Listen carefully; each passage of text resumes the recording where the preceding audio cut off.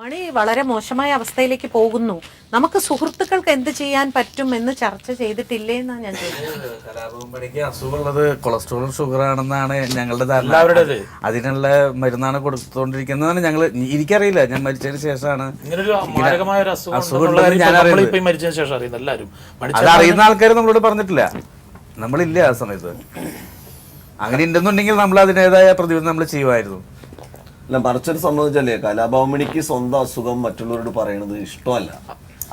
മണി പറയില്ല, മണിക്ക് അങ്ങോട്ട് പറയുന്നത് ഇഷ്ടമല്ല, മണി ഒന്നും വ്യക്തിപരമായിട്ട് ഷെയർ ചെയ്യില്ല. ഇതൊക്കെ അവിടെ ഇരിക്കട്ടെ. പക്ഷേ എൻ്റെ ഒരു സംശയമാണ്, ഇതൊക്കെ പലരും ചോദിക്കുന്നുണ്ട്, എനിക്കും തോന്നിയിരുന്നു. ഇപ്പോൾ എൻ്റെ വളരെ അടുത്തൊരു സുഹൃത്ത് ഇങ്ങനെ ഒരു ശോചനീയ അവസ്ഥയിലേക്ക് പോകുന്നു. കാരണം നമ്മൾ തന്നെ ടി വിയിൽ കാണുമ്പോൾ പബ്ലിക് എല്ലാവരും പറയാറുണ്ട്, അയ്യോ മണിക്ക് എന്ത് പറ്റി, മണിയുടെ രൂപം മുഴുവനും മാറിയല്ലോ, മെലിഞ്ഞ് അല്ലേ, ആ ഒരു പഴയ പ്രസരിപ്പൊക്കെ അങ്ങ് പോയതുപോലെ. അപ്പൊ നമ്മൾ പറയും ഇല്ല, നമ്മുടെ സുഹൃത്തിന് എന്തോ പ്രശ്നമുണ്ട്, നമുക്ക് എല്ലാവർക്കും കൂടെ എന്ത് ചെയ്യാം, അങ്ങനെ ഒരു ഇതുണ്ടാവില്ലേ എന്നാണ് പറയാനുള്ളൊരു അവസരം ആള് തരില്ല നമുക്ക്.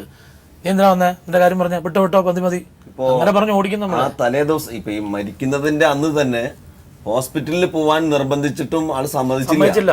ഡോക്ടർ സുമേഷ് വരാൻ എന്താ കാരണം? ഡോക്ടർ സുമേഷ് വന്നിട്ട് എന്ന് വെച്ചാൽ കലാഭവമണിയുടെ സുഹൃത്ത്, ഞങ്ങളുടെ സുഹൃത്തൊക്കെ, ഡോക്ടർ സുമേഷിനെ വിളിച്ചു വരുത്തിയെന്നുകൊണ്ടാ അവിടെ വന്ന് ഒരു ട്രിപ്പ് കൊടുക്കണം. ആ ഒരു നിർബന്ധത്തിന് മാത്രമാണ് ഡോക്ടർ സുമേഷ് അവിടെ വരുന്നത്. ഇത്രയും വയ്യാതെ പ്രയാസം തോന്നി എന്ന് പറയുന്നു, അവിടെ നിലത്ത് കിടന്നുരുണ്ടു എന്ന് പറയുന്നു, വെള്ളം വേണമെന്ന് പറയുന്നു, നാരങ്ങ വെള്ളം വേണമെന്ന് പറയുന്നു, ഇതൊക്കെ വേണമെന്ന് ഇതൊക്കെ പറഞ്ഞിട്ടും ഹോസ്പിറ്റലിലേക്ക് പോവാമെന്ന് ജോബി മറ്റുള്ളവരും പറയുമ്പോ അത് പറ്റില്ല, അവരെ തട്ടി നീക്കായിരുന്നു.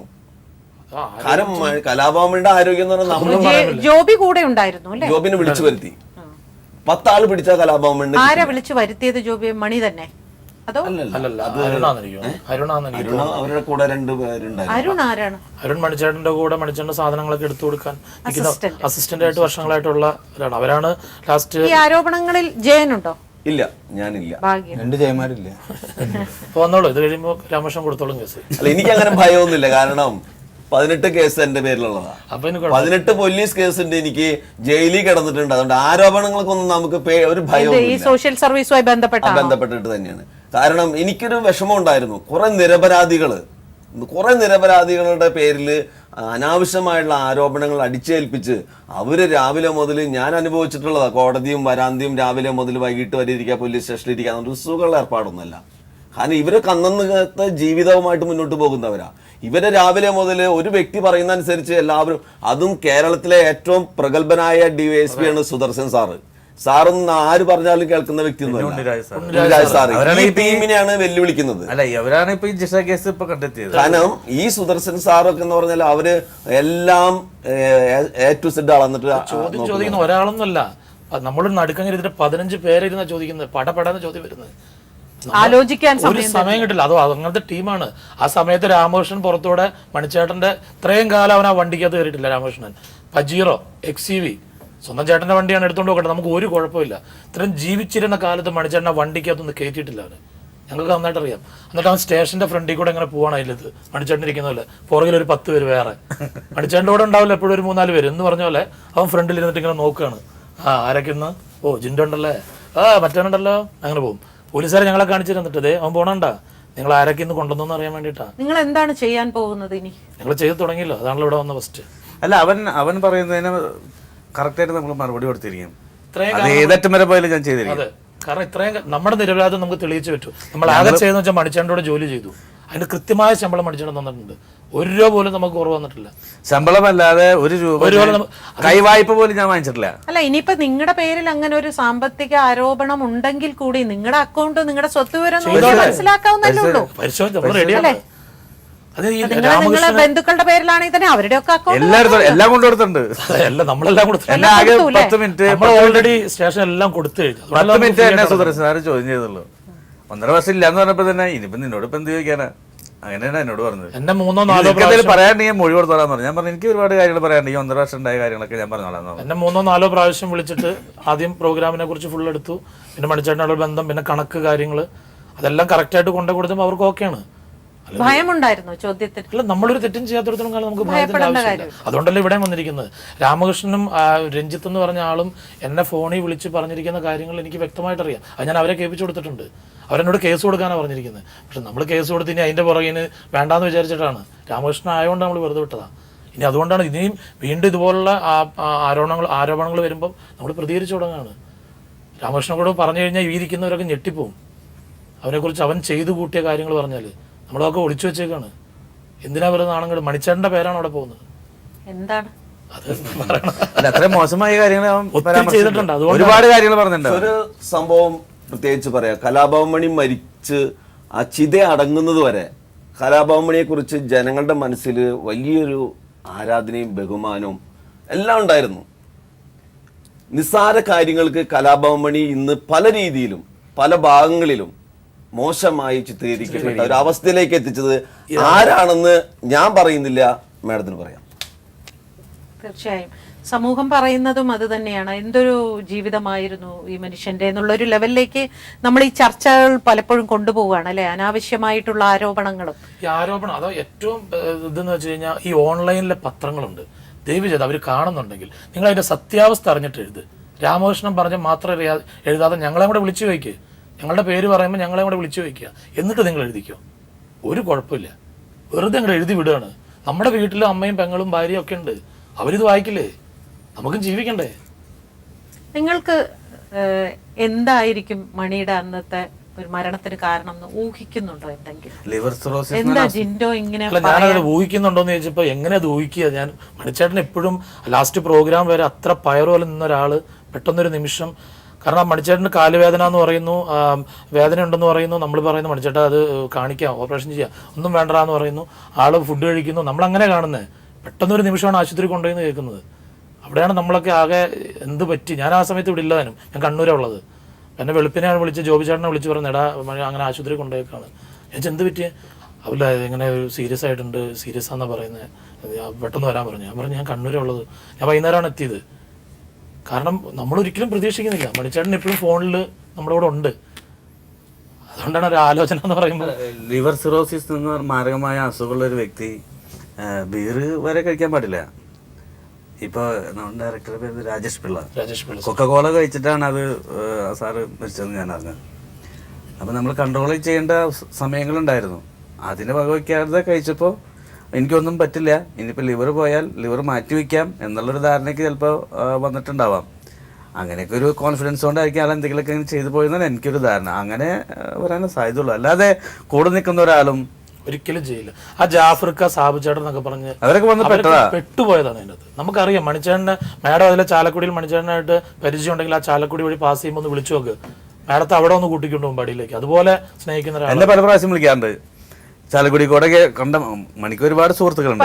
അത് ശരിയായിരിക്കാം ജിൻഡോ. പക്ഷേ ഒരു സാധാരണ ജനങ്ങളെ സംബന്ധിച്ച് അവർ ചോദിക്കുന്ന ചോദ്യം ഇത്രയേ ഉള്ളൂ. ഇങ്ങനെ ഒരു രോഗിയാണെന്ന് അറിയാമെങ്കിൽ ഇപ്പൊ പാടിയിൽ കൂടിയിരിക്കുമ്പോൾ അവർക്ക് സംസാരിക്കാമെന്നല്ല, മദ്യപിക്കാൻ ഒരു സൗഹൃദം എന്ന്, അതാണ് ഈ ആരോപണം വരാനുള്ള പ്രധാന കാരണം. എന്തിന് മദ്യപിക്കാൻ കൂടില്ല? അതാണ് പറഞ്ഞത്. അവസാനത്തെ സമയം ഉണ്ടല്ലോ, മണിച്ചേട്ടൻ ഇങ്ങനെ മെലിഞ്ഞു തുടങ്ങിയ സമയം എല്ലാവരും കൂടി ഒരു തീരുമാനം എടുത്തിരുന്നു, പാടിയിലിരുന്ന് ഇനി ആരും കഴിക്കില്ല. പക്ഷെ മണിച്ചേട്ടൻ എന്താ വേണ്ടതെന്ന് വെച്ച് കഴിഞ്ഞാൽ അത് മേടിച്ചു കൊടുക്കാൻ അവിടെ പിള്ളേരുണ്ട്. അതിന് നമുക്ക് ബ്ലോക്ക് ചെയ്യാൻ പറ്റില്ല. മണിച്ചേട്ടനാണ് തീരുമാനിക്കുന്നത് മണിച്ചേട്ടൻ എന്താ വേണ്ടതെന്ന്. നമുക്ക് അവിടെ ബ്ലോക്ക് ചെയ്യാനേ പറ്റില്ല. ആ മണിച്ചേട്ടന് വേണ്ട സാധനം എന്താ വെച്ച് കഴിഞ്ഞാൽ അത് കൊടുത്ത് മണിച്ചേട്ടൻ തന്നെ അത് പൊട്ടിച്ചു കുടിക്കുന്നത്. അത് ഒരു കവളൊക്കെ എടുക്കുള്ള ആള്. അത് കഴിഞ്ഞാൽ പിന്നെ അത് ആരെങ്കിലും എടുത്ത് കുടിക്കുള്ളൂ. അങ്ങനെയുള്ള, അല്ലാതെ അവിടെ നിത്യോപയോഗമായിട്ട് ചെയ്യാൻ ബുദ്ധിമുട്ടായി. ഈ പാടി എന്ന് പറയുന്ന സ്ഥലം മദ്യപിക്കാനാണെന്നുള്ള ധാരണ അവിടെയാണ് പ്രശ്നം. കാരണം പലപ്പോഴും കലാഭവൻ മണി ശബരിമലയ്ക്ക് നോയമ്പെടുക്കാറുണ്ട് അവിടെ. ആ സമയങ്ങളില് അല്ലെങ്കിൽ ഞാൻ എന്റെ അറിവില് ആ കലാഭവൻ മണി ബ്രാൻഡി കഴിച്ചത് ഞാൻ കണ്ടിട്ടില്ല, ചാരായം കഴിച്ചത് ഞാൻ കണ്ടിട്ടില്ല.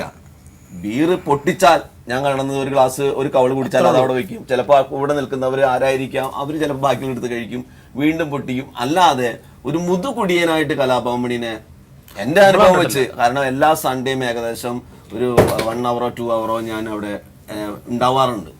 ഈ സമയങ്ങളിലൊക്കെ നല്ല ഭക്ഷണം വെച്ച് എല്ലാവർക്കും ഭക്ഷണവും കൊടുത്ത് നല്ല രീതിയിൽ കഴിക്കില്ലേ? ആ പ്രദേശത്ത് അങ്ങനെ ഒരു സംഭവം ഇല്ല, ഞാൻ കണ്ടിട്ടില്ല. ഈ രാമകൃഷ്ണൻ പറയുന്നുണ്ട് വിളിക്കുന്ന ഒരു ഫോൺ എടുക്കുന്നില്ല, മണിച്ചേട്ടനെ കാണാൻ അനുവദിക്കുന്നില്ല എന്ന്. അവിടെ വന്ന് കണ്ടിരിക്കുന്ന ആൾക്കാർക്ക് രാമകൃഷ്ണൻ പറയുന്നത് വെറും നുണയാണെന്നുള്ള കാര്യം, അവിടെ വന്ന് മണിച്ചേട്ടനെ കണ്ട് ഫോട്ടോ എടുത്ത് പോയിട്ടുള്ള എത്രയോ ജനങ്ങളുണ്ടാവുന്നു, എത്രയോ ആൾക്കാരുണ്ടാവുന്നറിയാം. വെറുതെ പറയുന്നതാണ്, രാമകൃഷ്ണനെ കേട്ടിട്ടുണ്ടാവില്ല, അതായിരിക്കും ഞാൻ പറഞ്ഞത്. മണിയുടെ ഭാര്യയ്ക്കും മണിക്ക് ഇങ്ങനെ ഒരു രോഗം ഉണ്ടായിരുന്നതായി അറിയില്ല എന്നും കൂടി പറയുന്നുണ്ട്. പക്ഷെ മഞ്ഞപ്പിത്തം സംഭവിച്ചു എന്നുള്ളത് അറിയാമായിരുന്നു. അതിന് മരുന്ന്, കീഴാർനെല്ലി മരുന്ന് മണി, കലാഭവൻ മണി സ്വന്തം വീട്ടിൽ വെച്ച് കഴിക്കാറുണ്ട്. കീഴാർനെല്ലി കഴിക്കുന്നത് ഏത് കുട്ടിക്കും അറിയാം, ലിവറിനെ സംബന്ധിച്ചുള്ള സംഭവം. അങ്ങനെ അറിയില്ല എന്നുള്ള ഒരു ഇത് വേണ്ട. പക്ഷെ കലാഭവൻ മണിയെ സംബന്ധിച്ചിടത്തോളം കഴിച്ചു കഴിഞ്ഞിട്ട് ഒരു ബിയർ കഴിച്ചു, 2 ബിയർ കഴിച്ചു കഴിഞ്ഞാൽ വീട്ടിലേക്ക് പോകുന്ന ഒരു പ്രകൃതം. ഞാനൊരു മദ്യപാനിയാണ് എന്നുള്ളൊരു എന്റെ ഭാര്യയും. പക്ഷെ അത് എന്നോട് മണിയുടെ ഭാര്യയും പറഞ്ഞിരുന്നു. അതായത് മഞ്ഞപ്പിത്തം വന്നതിന് ശേഷം ഭക്ഷണ കാര്യത്തിൽ നല്ല റെസ്ട്രിക്ഷൻസ് ഉണ്ടായിരുന്നു. കാരണം ഞാൻ ചോദിച്ചു, ഇത്രയധികം മെലിഞ്ഞു പോയില്ലേ, അതിന് കാരണം എന്താന്ന് ചോദിച്ചപ്പോ പറഞ്ഞു ഭക്ഷണം വളരെ കുറച്ചു. മഞ്ഞപ്പിത്തം വന്നതിന് ശേഷം അധികം ഭക്ഷണം കഴിക്കാറില്ല, അതിന്റെ ക്ഷീണമാണെന്നാണ് ഭാര്യ പറഞ്ഞത്. പക്ഷെ ഇത്രയും ഗുരുതരാവസ്ഥയിൽ എത്തിയത് അറിയില്ലായിരുന്നു എന്ന് പറഞ്ഞു. അത്ര അതുപോലും ആരോടും ഷെയർ ചെയ്യാതിരുന്നു എന്നുള്ളതാണ് മറ്റൊരു കാര്യം. ചോദിക്കും എന്താ ക്ഷണിച്ചെന്ന് ചോദിക്കുമ്പോൾ പുതിയ പടത്തിന് വേണ്ടി മെലിഞ്ഞതെന്നാണ് കുറെ പേരോട് അവാർഡ് ഫിലിമിന് വേണ്ടി പറഞ്ഞിട്ടുണ്ട്. അതിനുവേണ്ടി കഥാപാത്രത്തിന് രൂപപ്പെടുത്തിയെടുക്കാന്ന മണി പറഞ്ഞത്. കാരണം വെച്ചാൽ മണിച്ചേട്ടൻ ഒരു പ്രാവശ്യമെങ്കിലും ആശുപത്രി കൊണ്ടുപോയി, അല്ലെങ്കിൽ എന്തെങ്കിലും ഇതുപോലെ ഈ അവസാന നിമിഷം സംഭവിച്ച പോലെ എന്തെങ്കിലും പറ്റി ആശുപത്രിയിൽ എത്തിച്ചാലേ നമുക്കറിയാൻ പറ്റുള്ളൂ. മണിച്ചേട്ടൻ എന്തൊക്കെയുണ്ടെന്ന് മണിച്ചേട്ടൻ നമ്മളോട് പറയാത്തോണ്ടാണ്.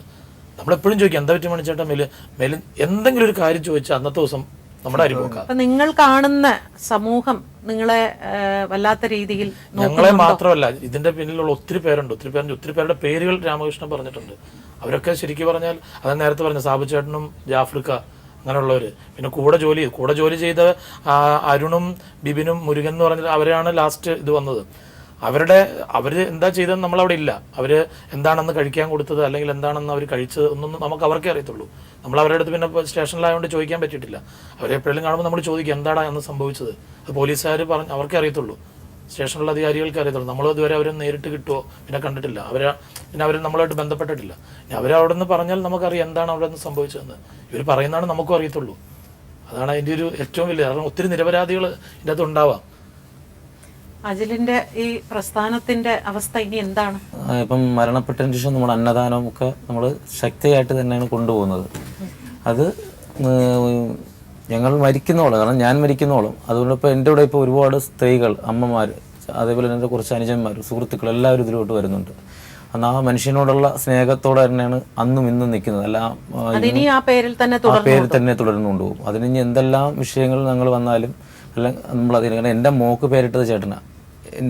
എൻ്റെ എല്ലാ കാര്യങ്ങളും, കാരണം എൻ്റെ വീട്ടിൽ തിരുവനന്തപുരത്ത് വരണമെങ്കിൽ എൻ്റെ വീട്ടിൽ എൻ്റെ അമ്മ ഇപ്പോഴും കിടപ്പാണ്, ഹോസ്പിറ്റലാണ്, വലിയ ഹോസ്പിറ്റൽ ഇപ്പോഴും അവിടെ ചെല്ലുമ്പോൾ അറിയാം. കാരണം മാസത്തിൽ ഒരാഴ്ചയെങ്കിലും അമ്മ ഹോസ്പിറ്റലിൽ കിടക്കും, ശ്വാസം മുട്ട്, പ്രായം ഒരുപാട് വയസ്സായി. ഇപ്പോഴൊക്കെ എൻ്റെ അമ്മയെ ഒന്ന് കണ്ടിട്ടേ ചേട്ടൻ പോവുള്ളൂ. അപ്പോൾ അത്രയും ഒരു അടുപ്പം എനിക്കുണ്ട്. പിന്നെ ക്യാൻസർ ബാധിച്ച് മരിച്ച ശ്രീജയ എന്ന് പറഞ്ഞിട്ട് നാവായിക്കുളത്ത് മരിച്ചിട്ടുള്ള ആ 2 കുട്ടികൾ എൻ്റെ മക്കളായിട്ട് ഞാൻ എടുത്തു വളർത്തുന്ന 4 വർഷമായിട്ട് എൻ്റെ സ്വന്തം വീട്ടിൽ ഇപ്പം എന്നെ അച്ഛനാണ് വിളിക്കുന്നത്. 2 പിള്ളേരും, ഒരാൾ 10ലും ഒരാൾ 9ലും. അപ്പോൾ ഇത്രയും കാര്യങ്ങൾ നമ്മൾ ചെയ്തു വരുന്നുണ്ട്. പക്ഷെ പെട്ടെന്ന് മണിച്ചേട്ടൻ നമ്മൾ ഒരിക്കലും അത് ഒരു മരണം ഇതുവരെയും സംഭവിച്ചില്ലെന്ന് വിശ്വസിക്കുന്ന ഒരാളാണ് ഞാൻ. കാരണം ഇപ്പോഴും ആ ഒരു ധൈര്യത്തിൽ തന്നെയാണ് പല കാര്യങ്ങളും ചെയ്യുന്നത്. ഇന്നലെ മുതൽ നമ്മൾ പുതിയൊരു പരിപാടിയും തുടങ്ങി. കാരണം ഒരു മാസത്തിൽ 4 കുടുംബത്തിനെ ദത്തെടുത്തുകൊണ്ട് അവർക്ക് വേണ്ട സഹായങ്ങൾ മണിച്ചേട്ടൻ്റെ പേരിൽ തന്നെ ഒരു സ്നേഹ കൂട്ടായ്മ എന്ന് പറയുന്നൊരു പ്രോഗ്രാം നമ്മൾ ഉണ്ടാക്കിക്കൊണ്ട് ഇന്നലെ തൊട്ട് തുടങ്ങിക്കഴിഞ്ഞു. ഇന്നലെ തന്നെ ഒരു 2 മക്കൾക്കും ബുദ്ധിസ്ഥിരത ഇല്ലാത്തവരാണ്, തള്ളയും ബുദ്ധിസ്ഥിരതയില്ലാത്ത തിരുവല്ലത്തായിരുന്നു. നമ്മളന്നലെ പോയി അവർക്ക് വേണ്ടിയിട്ട് 1 മാസത്തുള്ള എല്ലാ ഉപ്പ് തൊട്ട് കർപ്പൂരം വരെയും നമ്മൾ കൊണ്ടെത്തിച്ചു. വേറെ ആരുമില്ല, ഒരു അമ്മുമ്മ തള്ള തുറപ്പ വിറ്റിട്ടാണ് ആ വീട്ടിലെ കാര്യങ്ങൾ ചെയ്യുന്നത്. അങ്ങനെ അവർക്ക് വേണ്ടിയിട്ടുള്ള എല്ലാ കാര്യങ്ങളും ചെയ്യുന്നത്. എല്ലാ മാസവും ഇതുപോലുള്ള ആൾക്കാരെ കണ്ടെത്തിക്കൊണ്ട് ഒരു കൂട്ടായ്മയോടെ നമ്മൾ ഈ പ്രവർത്തനം മുമ്പോട്ട് കൊണ്ടുപോകും. കലാഭവൻ മണി എന്ന വ്യക്തിയുടെ എത്ര സ്വത്ത് അദ്ദേഹത്തിനുണ്ട്? ഇപ്പൊ നമ്മുടെ പത്രത്തിൽ 300 കോടി 500 കോടി എന്നൊക്കെ പറയുന്നത്, അത്തരം കാര്യങ്ങൾ വല്ല കണ്ടെത്തിയിട്ടുള്ള 30 കോടിയാണെന്നോ എനിക്ക് തോന്നുന്നു അവര് ഡിക്ലെയർ ചെയ്തത്. 4-5 വീട് പണിതിട്ടിട്ടുണ്ട്. പിന്നെ പാടി എന്ന് പറയുന്ന വീടുണ്ട് ചാലക്കുടിയിൽ. ചെറിയ വീടുകൾ പണ്ട് വാടക കൊടുത്തിട്ടുണ്ട്. അതിന്റെ റെന്റൊക്കെ അമ്മാനച്ചൻ വാങ്ങിക്കുന്നെന്നാണ് കലാഭവൻ മണി എപ്പോഴും പറഞ്ഞിട്ടുള്ളത്. പാടിയിലെ വരുമാനമായാലും ജാതിക്കായാലും കാര്യങ്ങളൊക്കെ അത് നോക്കുന്നു. അത് കലാഭവൻ മണി അങ്ങനെയുള്ള കാര്യങ്ങളിലൊന്നും ഇടപെടുന്നുമില്ല. പിന്നെ മറ്റൊരു കാര്യം, സുഹൃത്തുക്കൾ കൊന്നു, സുഹൃത്തുക്കളാണ് ഇത് ചെയ്തതെന്ന് പറയുന്നു. കലാഭവൻ സ്നേഹിച്ചിട്ടുള്ളതുമായിട്ടുള്ള ഒരു വ്യക്തിക്കും കലാഭവൻ മണിയെ കൊല്ലാനോ അല്ലെങ്കിൽ കലാഭവൻ മണിയുടെ നേരെ കൈ ചൂണ്ടാനോ സാധിക്കില്ല. ഒരു വാക്കുകൊണ്ട് പോലും കലാഭവൻ മണിയുടെ അടുത്ത് വിഷമത്തോടുകൂടി പറയില്ല. അത് ഞങ്ങൾക്കറിയാം കലാഭവൻ മണി ആരാണ്, ആരെന്തു വേണമെങ്കിലും പറഞ്ഞോട്ടെ. കാരണം മണിച്ചേട്ടൻ നമ്മളോട് പറയുന്ന അങ്ങനെ അത്രയും സ്നേഹത്തോടുകൂടി നമ്മളോട് പറയുള്ളൂ. എന്ത് പറഞ്ഞാലും മണിച്ചേട്ടൻ അതിനൊരു ഇതുണ്ടാവും നമ്മളോട് പറയുമ്പം, എടാ അത് അങ്ങനെയാണ് എന്ന് പറഞ്ഞാൽ അത് അങ്ങനെയാണ്, ഞാൻ തിരുത്താൻ നിന്നിട്ട് കാര്യമില്ല, അവിടെ തിരുത്തേണ്ട ആവശ്യം ഉണ്ടാവില്ല. ആ രാമകൃഷ്ണനൊന്നും അറിയത്തില്ല അത്. മണിച്ചേട്ടൻ അത്രയും സ്നേഹിക്കുന്ന രാമകൃഷ്ണനാണ്. ഇപ്പോൾ ഈ കഴിഞ്ഞ ദിവസം ചാലക്കുടിയിൽ നിന്ന് ഞാൻ സ്റ്റേഷനിൽ ചെല്ലുമ്പോൾ എൻ്റെ അവിടെ സ്റ്റേഷനിൽ വന്ന് 1-2 പേര് എൻ്റെ അടുത്ത് പറഞ്ഞു, ഈ കഴിഞ്ഞ ദിവസം മണിച്ചേട്ടൻ്റെ ഒരു ഫാൻസ്, കാസർഗോഡുള്ള ഒരു ഫാൻസുകാർ വെച്ചൂർ പശുവിന് ഗിഫ്റ്റ് കൊടുത്തു. വെച്ചൂർ പശു, അതിൻ്റെ കൂടെ ഒരു 3-4 പശുക്കളെയും കൂടെ മണിച്ചേട്ടൻ അവിടെ പാടി തന്നെ മേടിച്ച് വളർത്തുന്നുണ്ടായിരുന്നു. പറയാണ്ടിരിക്കുന്നതിനാ വളർത്തുന്നുണ്ടായിരുന്നു. അങ്ങനെ ഈ മണിച്ചേട്ടൻ മരിച്ചു കഴിഞ്ഞ് ആ ഒരു തമിഴിനെയാണ് അവിടെ പാടിയിട്ട് മുമ്പിൽ താമസിച്ചുകൊണ്ടിരുന്ന ഒരു തമിഴിനെയാണ് അവിടെ നോക്കാൻ ഏൽപ്പിച്ചിരുന്നത്. ഈ രാമകൃഷ്ണൻ ചെന്നിട്ട് ഈ തമിഴിൻ്റെ അടുത്ത് ബ്രോക്കറുടെ അടുത്ത് പറഞ്ഞ് തമിഴിൻ്റെ അടുത്ത് വിട്ട് കേസ് നടത്താൻ പൈസ ഇല്ല എന്ന് പറഞ്ഞ് ഈ പശുവിനെ അങ്ങ് വിപ്പിച്ചു. 60,000 രൂപയ്ക്ക് പശുവിനെ വിറ്റു. അതാണോ കേസ്? ഏത് കേസ് നടത്താൻ അവന് പൈസ ഉണ്ട്? CBI പൈസ മേടിക്കുന്നുണ്ടോ? പോലീസുകാർ പൈസ മേടിക്കുന്നുണ്ടോ? ഏത് കേസ് അവന് നടത്തണ്ടേ? 60,000 രൂപയ്ക്ക്. നിങ്ങൾ ഒറ്റ കാര്യം ചെയ്ത് നിങ്ങളെല്ലാവരും കൂടെ ഒന്ന് ചെന്ന് ചാലക്കുടി ചെന്നിട്ട് ഒന്ന് ചോദിക്കുക. ചാലക്കുടിക്കാർ പറയും. വെറുതെ ചാലക്കുടി ചെന്ന് ചോദിക്കുക. ഈ പത്രത്തിൽ വന്നതോ അല്ലെങ്കിൽ ഈ മഞ്ഞപ്പത്രത്തിൽ വന്നതോ ഓൺലൈനിൽ വന്നതോ അല്ല നിങ്ങൾ വായിക്കേണ്ടത്. രാമകൃഷ്ണൻ പറയുന്നതല്ല നിങ്ങൾ അറിയേണ്ടത്. ആ ചാലക്കുടി ചെന്ന് ചോദിച്ചു നോക്ക്, അപ്പോൾ കറക്റ്റായിട്ട് അറിയാൻ പറ്റും. അതായത് കലാഭവൻ മണി മരിച്ചപ്പോൾ ഏറ്റവും കൂടുതൽ ആരോപണ വിധേയനായ ഒരു വ്യക്തി സുഹൃത്തുക്കളൊന്നുമല്ല, കലാഭവൻ മണിയുടെ അമ്മാനച്ചനായിരുന്നു. അമ്മായിയച്ഛൻ. കലാഭവൻ മണിയുടെ ഭാര്യയുടെ അച്ഛനാണ് സുധാകരൻ എന്ന് പറയുന്ന ആ ചേട്ടനെയാണ് അവിടെ എല്ലാവരും ഒരുപോലെ ഈ കൊലപാതകത്തിൽ ആള് നടത്തിയെന്ന് കൃഷിത്തോട്ടത്തിൽ നിന്ന് വെച്ച കുപ്പി, വിഷം, കാര്യങ്ങൾ ഇതൊക്കെ പറയുന്നു. എന്തുകൊണ്ടാണ് ഈ രാമകൃഷ്ണൻ ഈ സുധാകരൻ ചേട്ടനെ കുറിച്ച് ഒന്നും പറയാത്തത്? ജനങ്ങളെല്ലാവരും ഇത്രയും ശക്തമായിട്ട് സുധാകരനെ കുറിച്ച് പറയുമ്പോൾ ആ സുധാകരൻ ചേട്ടനെ കുറിച്ച് രാമകൃഷ്ണൻ പറയാതിരിക്കുന്നത് ശരിയല്ല. സുഹൃത്തുക്കളിലേക്ക് കടന്നു വരുന്നതിന് മുൻപ് ജനങ്ങളുടെ സംശയങ്ങൾ എന്താണെന്ന്, ചാലക്കുടിക്കാരുടെ സംശയങ്ങൾ എന്താണെന്ന്, സുഹൃത്തുക്കളുടെ സംശയങ്ങൾ എന്താണെന്നാണ് രാമകൃഷ്ണൻ പറയേണ്ടത്. രാമകൃഷ്ണൻ എൻ്റെ സുഹൃത്താ. ഞാൻ രാമകൃഷ്ണനോട് പല കാര്യങ്ങളും സംസാരിക്കാറുണ്ട്. രാമകൃഷ്ണന്റെ വിഷമങ്ങൾ പറയണ്ടെന്ന് ഞാൻ പറയുന്നില്ല. പക്ഷെ അനാവശ്യമായിട്ട് കലാഭവൻ മണിയുടെ ജീവിതവുമായിട്ട് കൂട്ടിച്ചേർത്ത് കലാഭവൻ മണിയെ അല്ലാതെ ആക്കി തീർക്കുന്ന രീതിയിലുള്ള ആ വിമർശനങ്ങൾ നിർത്തണേ എന്നാണ് ഞാൻ രാമകൃഷ്ണനോട് പറയുന്നത്. ഇതൊരു സ്വാഭാവിക മരണം തന്നെയാണ് എന്ന് നിങ്ങൾ വിശ്വസിക്കുന്നുണ്ടോ? മണിച്ചേട്ടനെ അതാണ് ഇപ്പൊ വീണ്ടും ഞാൻ അല്ല, നിങ്ങൾ തന്നെ പറയുന്നു കൂടെ ഉണ്ടായിരുന്നവരെല്ലാം തന്നെ വളരെ നല്ല സുഹൃത്തുക്കളായിരുന്നു. ഉറപ്പായിട്ടും വർഷങ്ങളായിട്ടുണ്ടായിരുന്ന ആൾക്കാരാണല്ലോ. പക്ഷെ നിങ്ങൾക്ക് ആർക്കും ഇത്ര പെട്ടെന്ന് മണിക്ക് ഇങ്ങനെ ഒരു മരണം സംഭവിക്കുമെന്ന് നിങ്ങൾ പ്രതീക്ഷിച്ചിട്ടുമില്ല. പക്ഷെ മണി മരിച്ചു. അപ്പൊ അത് എന്താണ് അതിന്റെ പിന്നില് എന്ന് നമുക്ക് എന്തെങ്കിലും രീതിയിലുള്ള ഒരു നമ്മളെ മറ്റേ ക്രൈംബ്രാഞ്ചിൽ നിന്ന് ചോദ്യം ചെയ്ത പോലെ തന്നെയാണ് മാഡം ചോദ്യം ചെയ്തത്. അത് തന്നെയാണ് നമുക്കറിയത്തില്ല. ആഗ്രഹമുണ്ട്. കാരണം നമുക്ക് അറിയണം ഇതെന്താ സത്യം പുറത്തു വരട്ടെ, എത്രയും പെട്ടെന്ന് പുറത്തു വരണമെന്നാണ് നമ്മളെ ആഗ്രഹം. കാരണം CBI അന്വേഷിച്ചാലും അല്ലെങ്കിൽ പോലീസ് അന്വേഷിച്ചാലും, കാരണം ജനങ്ങൾക്ക് ആകെ ഒരു കൺഫ്യൂഷനാണ്. എല്ലാ മുക്കിനും മുന്നിൽ ചർച്ച ചെയ്തപ്പെട്ട നമുക്ക് ഇപ്പൊ ഞങ്ങൾ ഇതിനെക്കുറിച്ച് ഒരു ഇതറിഞ്ഞ് ഇപ്പൊ നടക്കുന്ന കാര്യങ്ങൾ, രാമകൃഷ്ണൻ ചെയ്തു കൂട്ടിയ കാര്യങ്ങൾ, അതൊക്കെ വെച്ച് നോക്കുമ്പോൾ നമുക്കപ്പോൾ സംശയം. കാരണം രാമകൃഷ്ണൻ ഇപ്പൊ ചാലക്കുടി ട്രൂപ്പ് തുടങ്ങി. രാമകൃഷ്ണൻ ഒരു ട്രൂപ്പ്, മണികിലുക്കം എന്ന് പറഞ്ഞൊരു ട്രൂപ്പ് തുടങ്ങാൻ പറ്റുമോ? ഗാനമേള, ഗൾഫിൽ പോകണവൻ ഈ മനുഷ്യന്റെ പേരിൽ അതൊക്കെ ചെയ്യാൻ കൊള്ളാമോ? സ്വന്തം ചേട്ടനാന്ന് ഓർക്കണം. മണിച്ചേട്ടൻ തുടങ്ങി വെച്ച ട്രൂപ്പ് ഞങ്ങൾ പിരിച്ചുവിട്ടു. പിരിച്ചുവിടാൻ നിവർത്തിയില്ല. ഇനി 10-15 കുടുംബമാണ് ഇപ്പോൾ ഇത് നിൽക്കുന്നത്. സത്യം പുറത്തു വരണമെന്ന് തന്നെയാണ് നമ്മളെല്ലാവരും ആഗ്രഹിക്കുന്നത്. അതുണ്ടാകുമെന്ന പ്രതീക്ഷയോടെ ഇന്നത്തെ സെൽഫി ഇവിടെ അവസാനിക്കുന്നു. മറ്റൊരു നല്ല വിഷയവുമായി വീണ്ടും അടുത്ത സെൽഫിയിൽ കാണാം. ഈ ചർച്ചയിൽ പങ്കെടുത്ത എല്ലാവർക്കും നന്ദി, നമസ്കാരം.